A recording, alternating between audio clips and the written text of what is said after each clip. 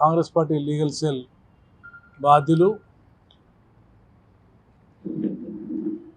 హనంకొండ జిల్లా legal cell president తోట రాజ్ కుమార్ గారు, తర్వాత వరంగల్ జిల్లా లీగల్ సెల్ బాధ్యులు ప్రెసిడెంట్ ఆర్ శ్రీనివాసరెడ్డి గారు, జనరల్ సెక్రటరీ పోతరాజు రవి గారు, మా bar association president Anand Mohan గారు, సీనియర్ నాయకులు రామ్మోహన్ రావు గారు, అబ్బాస్ అలీ గారు, రమేష్ గారు, తర్వాత భూపాలపల్లి భూషణి రవీందర్ గారు, నల్ల మహాత్మా సీనియర్ ఉమ్మడి స్టేట్ నాయకులు లీగల్ సెల్కు. సరే, అందరం కూడా కూర్చున్న అంటే జరిగిన సంఘటనల ఫిబ్రవరి 5వ తారీఖు ఒక మీటింగ్ లోపల బాల్క సుమన్ గారు, ఎక్స్ఎమ్మెల్యే గారు అనుచిత వ్యాఖ్యలు చేయడం జరిగింది. అవి బహుశా సభ్య సమాజం ఏది కూడా అవి అలాంటి హీనంగా, సంస్కారహీనంగా మాట్లాడే కల్చర్ కాదు. కానీ అంత దారుణంగా మాట్లాడి ఇవాళ మనం ఎన్నుకున్న, ప్రజలు ఎన్నుకున్న, ప్రజాస్వామ్యంతో ఎన్నుకున్న ప్రభుత్వ అధినేతను ఆయన యొక్క చెప్పు చూపించడం అనేది చాలా దారుణమైన అంశము. దీని మీద మేము కాంగ్రెస్ పార్టీ లీగల్ సెల్ తరఫున మేము ఇప్పుడు సిపి గారికి రిప్రజెంటేషన్ చేసినాము, తగిన చర్యలు తీసుకోవాలని. అదేవిధంగా చట్టపరంగా ఏ కేసులు అయితే పెట్టవచ్చు అన్ని రకాలు పెట్టి తప్పకుండా ఆయనకు పరివర్తన వచ్చినట్టుగా శిక్షించాలని చెప్పి మేము కాంగ్రెస్ పార్టీ లీగల్ సెల్ని డిమాండ్ చేస్తున్నాము. రెండవది కూడా ఆయన యొక్క పెరిగిన విధానం కూడా వాళ్ళ గురు అయిన కేసీఆర్ గారికి సభ్యత సంస్కారం పట్ల సరైన నాలెడ్జ్ లేదు కాబట్టి, అవగాహన లేదు కాబట్టి, ఆయన దగ్గర పెరిగింది కాబట్టి ఆ విధమైన వచ్చే అవకాశం ఉంటుంది. ఆయన కూడా కనీసం జ్ఞానం లేకుండా వ్యవహరిస్తాడు. కనీసం బడ్జెట్ సెషన్లో గవర్నర్ తీర్మానానికి మద్దతు ఇవ్వడం ప్రతిపక్ష నాయకుని హోదాల నిన్న అతను రాలేదంటేనే ప్రజాస్వామ్యంలో ప్రజలు ఎన్నుకున్న ప్రభుత్వాల పట్ల ఆయనకు లేదు. ఆయన ఓన్లీ రాచరికపు ఆలోచన, కుటుంబ ఆలోచన తప్ప ఆయనకి క్లారిటీ లేదు. అలాంటి ఆ వ్యక్తికి ఈయనే ఒక తొత్తుగా ఉండడం మూలంగా ఈ యొక్క అవలక్షణాలు వచ్చినాయి. తప్పకుండా అవలక్షణాలకు తగిన చర్యలు తీసుకోవాలని, తప్పకుండా ఆయన గుణపాఠం చేయాలని కాంగ్రెస్ పార్టీ లీగల్ సెల్ తరఫున, పార్టీ తరఫున మేము ఇవాళ సిపి గారిని కలిసి వచ్చినాము. ఆ తదుపరి కార్యక్రమాలు కూడా జరుగుతాయని చెప్పి మేము ఆశిస్తున్నాం. నా పేరు Jaganmohan Reddy, legal cell, state legal cell and PCC మాజీ కార్యదర్శి. దాదాపు రాష్ట్రం అంతా కూడా పార్టీలకు అతీతంగా ఆల్ పార్టీస్లో కూడా ప్రజలంతా కూడా దీన్ని ఏ రూపంగా కూడా దీన్ని హర్షించేటట్టు లేదు. ఎందుకంటే ఇది సంస్కారంగా లేదు. విషయాల మీద సబ్జెక్ట్ ఉండి, విషయం మీద ఉండి తప్పులు ఉంటే ప్రభుత్వాలకైనా సూచనలు సలహాలు ఇవ్వాలి. కానీ అకారణంగా చేతి అంటే ఆయన కోల్పోయిండు. ఆయన ఒక 2 నెలలు ప్రభుత్వం లేకపోతే వాళ్ళు తట్టుకోలేకపోతాను. 10 సంవత్సరాల కాంచి కాంగ్రెస్ పార్టీలో మేము చాలా అణిగిమణి సమస్యల పట్ల స్పందించుకుంటూ ప్రజల చైతన్యం తీసుకుని వచ్చినాం. కానీ ఈ విధంగా ఎక్కడ కూడా మేము మిస్బిహేవ్ చేయలేదు.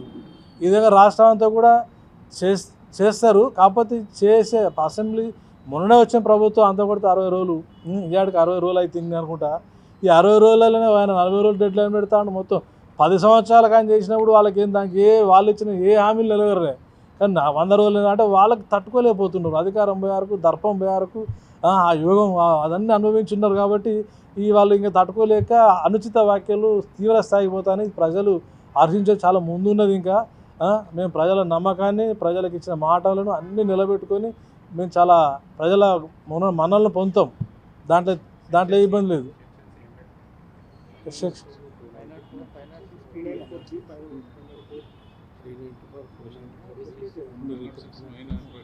ఫైవ్ నాట్ 6 వస్తుంది ఒకటి, 502, 504, 506 అబ్యూజింగ్ ఈ సెక్షన్లో వస్తుంది. 290 294B పీడీ యాక్ట్ కూడా డిఫర్మేషన్. రాజకీయ నాయకులు అన్పార్లమెంటరీ లాంగ్వేజ్ బాగా యూజ్ చేస్తారు. అంటే వాళ్ళకి ఎగ్జామ్స్ ఉంటాయి. ప్రజల ఎగ్జామ్షన్స్ లేవు కూడా చేసిండు. ఇప్పటికే ఇష్టం వచ్చినట్టు గౌరవం లేకుండా, ఇతర పార్టీ నాయకుల గౌరవం లేకుండా 10 సంవత్సరాలు ఇష్టారాజ్యంగా వివరించిండు. అప్పుడు కాంగ్రెస్ నాయకులను కానీ సభ్యత లేకుండా రాహుల్ గాంధీ గారిని కాంచి మొదలైతే అందరికీ అది ఫ్యాషన్ అయిపోయింది. అది జనాలు సపోర్ట్ కొడతాను కానీ చెప్పి అదే కంటిన్యూ చేసింది. కానీ రాబోయే రోజుల్లో ఆ విధమైన అబ్యూజింగ్ పదాలు ఏ పార్టీ వాడినా కూడా ప్రజల నుంచి తిరస్కారం వస్తుంది. వస్తేనే ఇప్పుడు అక్కడ కూర్చున్నారు. ఇంతకుముందు వాళ్ళ స్థాయి నుంచి మాట్లాడిండ్రు. అసలు దాని పట్లనే మేము ఇప్పుడు సిపి గారిని కలిసి వచ్చినాం. మళ్ళీ వీలైతే స్టేట్ లెవెల్లో కూడా స్టేట్ పార్టీ నుంచి లీగల్ సెల్ నుంచి కూడా డీజీపీ గారిని కలిసి కార్యక్రమం కూడా తీసుకోబోతున్నాం. మేమంటే మా పార్టీకి ఇస్తున్నాం. పార్టీ నుంచి ఇన్స్ట్రక్షన్ వస్తే హైదరాబాద్ బేస్లో డీజీపీ గారిని కలిసి అవి అతని మీద తప్పకుండా క్రిమినల్ యాక్షన్ తీసుకోవాలని, ఇంకా అలాంటి మళ్ళీ యాక్టివిటీస్ చేయకూడదని, అందరికీ ఒక గుణపాఠం కావాలని, తన మీద తప్పకుండా కేసు రిజిస్టర్ చేయాలి, అరెస్ట్ చేయాలని మాకు డిమాండ్. అరెస్ట్ చేయాలి. ఆ వ్యక్తికి ఎన్నుకున్న వ్యక్తులు కూడా వాళ్ళ పద్ధతులు కూడా మార్చుకోవాలి. వాళ్ళు కూడా సభ్య సమాజంలో హర్షించే విధంగా భాష నేర్చుకోవాలని మేము వాళ్ళ నాయకత్వానికి కూడా చెప్తున్నాం. ఎస్, ముఖ్యమంత్రి కుటుంబము వాళ్ళ సభ్యులు కూడా ఇప్పటికి కూడా చాలా అతిగా మాట్లాడుతున్నారు. మాజీ ముఖ్యమంత్రి వాళ్ళ కుటుంబం అంతా కూడా ఇంకా అతిగా అనేది హర్షించాము. ఇలా అంతా సామాన్యులు ఇలా ఓటు వేసుకున్నాం, సామాన్యులు అందరూ సంబరాలతో ఉన్నాం. ప్రభుత్వం ప్రజాస్వామ్యబద్ధంగా వచ్చింది, ప్రజాస్వామ్యం ఒక సిస్టమ్ నడుస్తుంది.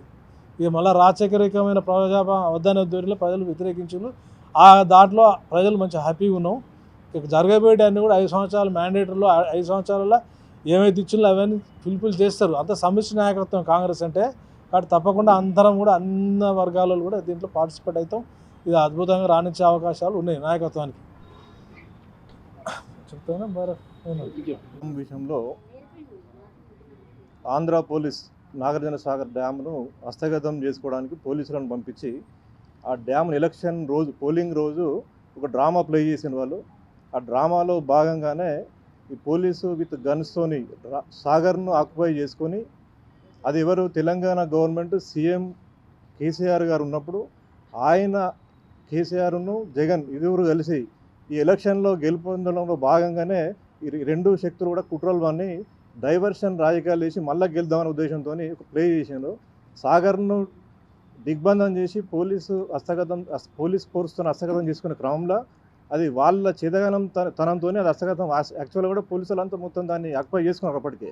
ఆ విషయంలోనే రేవంత్ రెడ్డి గారు దాన్ని ఉద్దేశించి, నీకు చేత కాలేదు, పక్క రాష్ట్రం పోలీసు వాళ్ళు మన రాష్ట్రం మీదకి దండెత్తుకొని వచ్చి పోలీసు గన్లు పెట్టి ఒక ప్రాజెక్టును హస్తగతం చేసుకుంటే నువ్వు ఏం చేయలేకపోయినావు, నీ రండ రాజకీయం అనే ఉద్దేశంతో ఒక రండ అనే పదాన్ని వాడడం జరిగింది.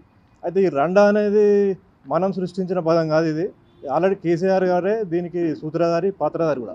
ఇది కొత్తదేం కాదు. యాక్చువల్గా ఈయన కూడా ఒక సెంట్రల్ గవర్నమెంట్ ముఖ్యమంత్రి, మన కేంద్ర మంత్రి కిషన్ రెడ్డి గారి మీద ఈ రండా అనే పదం వాడిండు.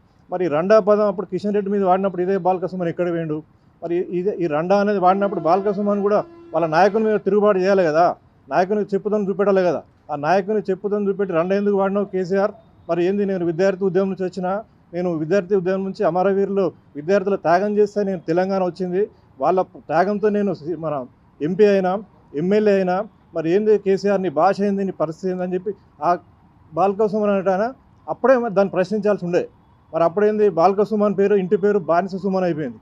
ఆయన గడిల కాడ బానిసత్వమే. ఆయన ఇప్పుడు గెలిచినప్పటి నుంచి ఎంపీ ఎమ్మెల్యే ఇవన్నీ కూడా ఎప్పుడు కూడా దొరలకు వెసులుబాటుగా వాళ్ళు మాటలని ఇనదారు అనిపిస్తుంటారు. నాకు తెలిసి బాల్కసుమన్ చదువుకున్నాడు.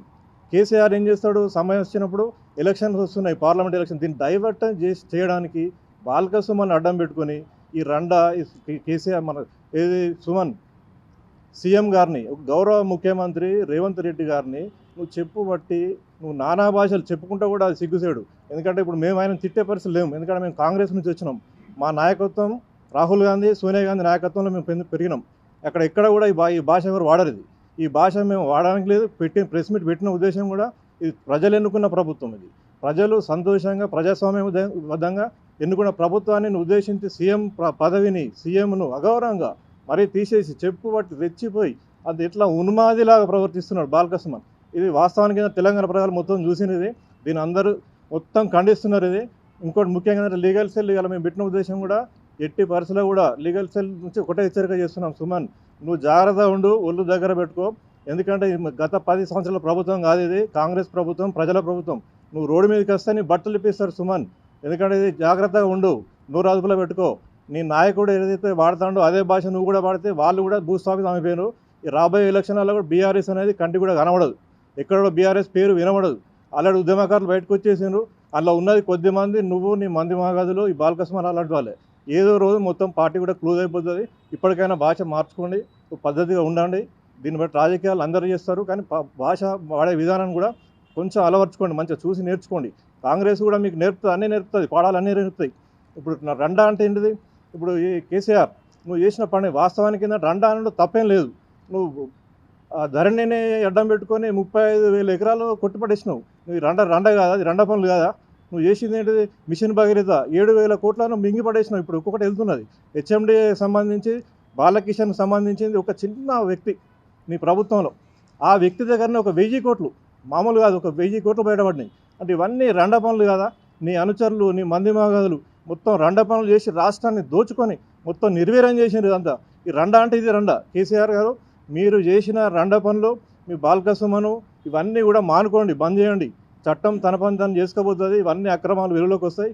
మిషన్ భగీరథ, కాళేశ్వరం, ధరణి ఇవన్నీ వెలుగులోకి వస్తాయి. నాకు తెలిసి మీరు ఏ ఒక్క రోజు కూడా బయట ఉండరు. అందరూ ఫ్యామిలీ జైలు పోయే పరిస్థితి ఉన్నది. ఎందుకంటే మిమ్మల్ని ఎవరిని రక్షించే పరిస్థితి లేదు. లిక్కర్ స్కామ్లో మీ కవిత కాంతి మొదలు పెడితే ఎవరిని కూడా రక్షించలేరు. ఎవరు అడ్డం పడ్డా కూడా ఆగే పరిస్థితి లేదు. చట్టం అనేది చాలా తీవ్రంగా ఉంటుంది. కాంగ్రెస్ అన్నీ కూడా మొత్తం వెలికితీస్తుంది మీ అక్రమాలు. బాల్కసుమన్, నీ పరిస్థితులు కూడా, నువ్వు యూనివర్సిటీలో ఉన్నప్పుడు నువ్వు ఎట్లా పోయినావు రబ్బర్ చెప్పులు వేసుకొని, ఈరోజు నువ్వు ఎన్ని కోట్లు, 1000 కోట్లు సంపాదించినావు. ఇవన్నీ కూడా మొత్తం చేస్తుంది. నువ్వు తొందరేం పడకండి. మీరు అన్ని ముందున్నాయి రోజులు. చట్టం పని దాంట్లో చేస్తుంది. ప్రజలకు సంబంధించిన కాంగ్రెస్ పార్టీ అద్భుతంగా పరిపాలిస్తుంది. ప్రజలు మెచ్చిన ప్రభుత్వం ఇది, ప్రజలకు ఇష్టమై ఎన్నుకున్న ప్రభుత్వం ఇది. కాబట్టి ఒక్కటే మా లీగల్ సెల్ వరంగల్ పక్షాన తీవ్రంగా ఖండిస్తున్నాం. ఆయన మీద పీడీ యాక్ట్ పెట్టాలి, అరెస్ట్ చేయాలి, జైలు నుంచి బయటికి రాకుండా అన్ని సెక్షన్లు అప్లికేట్ చేయాలని మేము కోరుతున్నాం. Warangal legal cell Congress.